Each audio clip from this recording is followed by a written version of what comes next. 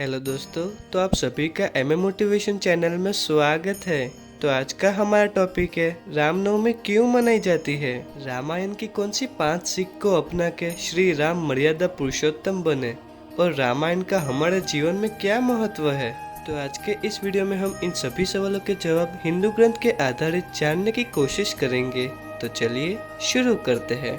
श्री राम का जन्म चैत्र मास के शुक्ल पक्ष की 9वीं तिथि को त्रेता युग में हुआ था। हिंदू धर्मशास्त्र के अनुसार भगवान विष्णु का 7वां अवतार श्री राम का हुआ था, इसीलिए श्री राम के जन्म दिवस को रामनवमी के रूप में मनाया जाता है। मर्यादा पुरुषोत्तम श्री राम का जन्म रावण को मारने और उसके पापों की सजा देने के हेतु उन्होंने मृत्यु लोक में जन्म लिया, जिससे वो धर्म की पुनः स्थापना कर सके। प्राचीन काल में सब एक दूसरे को राम राम कहा करते थे, लेकिन क्यों 2 बार ही राम राम कहते थे, क्यों 1 बार और 3 बार नहीं कहते थे। इसके पीछे भी एक अद्भुत कारण है।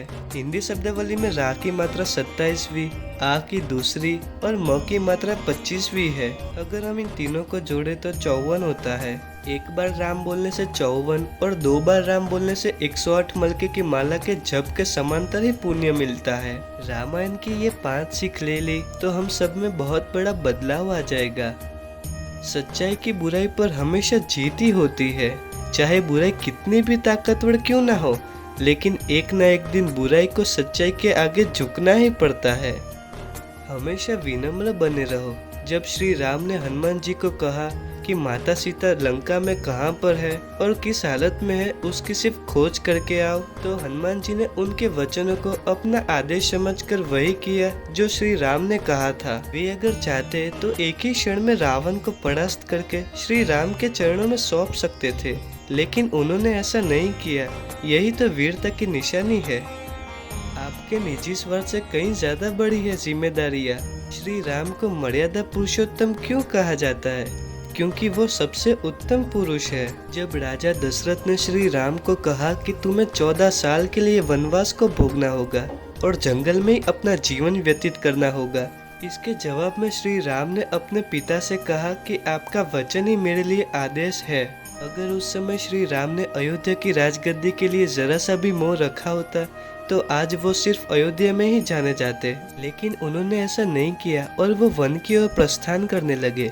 लेकिन वो जाते जाते सिर्फ इतना ही बोले कि प्राण जाए पर वचन ना जाए। उनके इसी स्वभाव के लिए वो आज समग्र भारत देश में भगवान के रूप में पूजे जाते हैं। परिवार में एकता होना जरूरी है। जब कैकेयी ने राजा दशरथ से वचन मांग लिया कि राम को 14 साल का वनवास हो, तभी श्री राम के साथ माता सीता और उनका भाई लक्ष्मण भी उनके साथ आने के लिए तैयार हो गया। ये होती है एकता। जब श्री राम जंगल में कष्ट भोगे तब माता सीता और लक्ष्मण कैसे राजयोग भोगे। हमेशा दूसरों की मदद करें।